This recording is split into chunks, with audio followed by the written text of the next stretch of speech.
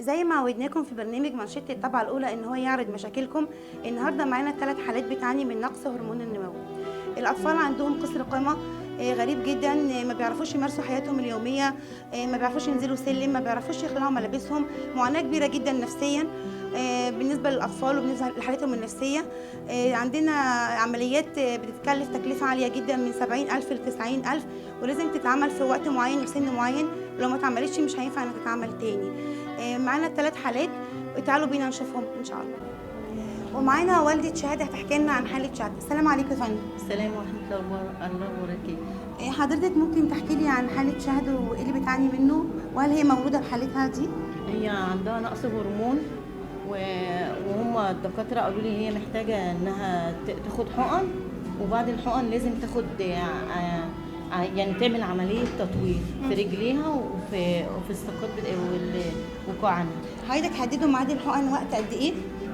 هم ما حدش حدد لي، هم قالوا لي يعني تاخد لحد ما هي تطول، وهي تولد شويه، هي تولد بس هي لسه العظم بتاعها لسه ما طولش. يعني هي كانت بتاخد الحقن وابتدت تطول شويه. انا هي تولد حبه يعني عن مكان. هي محتاجه عمليه؟ محتاجه عمليه في كوعها ورجليها في في الركب. طب حضرتك عرفتي عمليه تكلف كام؟ 70,000. طيب هي شهد بتعاني من ايه تاني غير نقص الهرمون؟ يعني ايه اللي بيضايقها؟ او بيضايقها العيال بيضايقوها في المدرسه.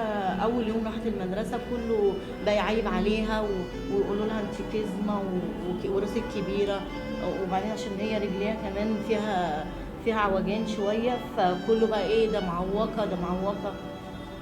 فبقينا انا بقيت اعيط، وهي جت اشتكت لي بقيت اعيط، ورحت قلت للابله هناك، فراحت قالت لي معلش انا اسفه، وراحت خلت العيال يتاسفوا لها وكده. بس طبعا انت عارفه الاطفال. شهد السلام عليكم. السلام عليكم. يلا ردي. اسالك ردي. بصي قولي لي ايه اللي بيضايقك في المدرسه؟ بيعملوا لك ايه؟ عوق. بيقولوا لها بيقولوا لك يا معوقه. طب وانت بتزعلي؟ انت جميله، انت مش شايفه ان انت جميله؟ طب المفروض انت تزعلي صح؟ انت شاطره في المدرسه؟ طيب قولي لي يا شهد. عمليه في رجليها. انت نفسك تعملي عمليه وتكبري شويه ان شاء الله يا حبيبتي. تشي حوا تشي نطة حتة نطة أنا بنتي بطة هي خطانة السنة اللي ضحى شي. ايوه معانا الحاله الثانيه محمود. السلام عليكم. السلام ورحمه الله وبركاته. حضرتك والده محمود. هو طبعا حضرتك بتقولي هو ما عندهوش نقص هرمون النمو. لا بس هو من الاطفال الاقزام، هو ما بيطولش الا في السنه حوالي 3 سم او 4 سم. هو محتاج عمليه، والعمليه ديت بتطولهم 20 سم، بس هي العمليه يعني حضرتك رحتي كشفتي وقال لك ان هو ممكن يعني يخف بعمليه؟ هم حالاتهم ليهم العمليه دي. هم العمليه اساسا لحالات الاقزام، مش لاي حاجه. هي عمليتها عباره عن ايه؟ قال لك عمليه الدكتور تطويل الرجل وتطويل الايدين بس احنا قلنا في ابو الريش، قال لي ابو الريش محجوزه لحد شهر 9 2015، وهي العمليه ديت لوقت محدد بالنسبه لهم لحد 15 سنه. طيب محمود بيعاني بايه من غير الموضوع اللي هو المنقذني يعني؟ بس بقى المضايقات بقى طبعا اللي زمايله من الشارع، نفس المشكله بتاعتهم كلهم. طبعا نظره الناس ليه وهو ماشي بتضايقه جدا، يعني بتبقى نفسيته مدمره. يعني هو اصلا كمان كان شاطر في المدرسه بسبب زمايله اللي بيعملوا في الفصل تعبوا نفسيته طبعا جدا، ومستواه بقى ينزل في الدراسه ومبقاش عايز يروح المدرسه. طبعا احنا بقيت بقى يعني اكلمه واقول له مالكش دعوه بيهم، انت احسن منهم، كفايه انت عقلك يعني بسم الله ما شاء الله وعقله كويس. بس بقى طبعا هو ده مجتمعنا. محمود السلام عليكم. السلام ورحمة الله وبركاته. ماما بتقول انك شاطر جدا في المدرسه صح؟ طب قول لي انت ليه اتضايقت وما رضيتش تروح المدرسه؟ كنت العيال بيغلسوا عليا. انت ما تروحش المدرسه؟ تصرف صح كده؟ ومعانا الحاله الثالثه مهدي، ومعانا والده مهدي. السلام عليكم. حضرتك ممكن تحكي لي عن حاله مهدي واخوه؟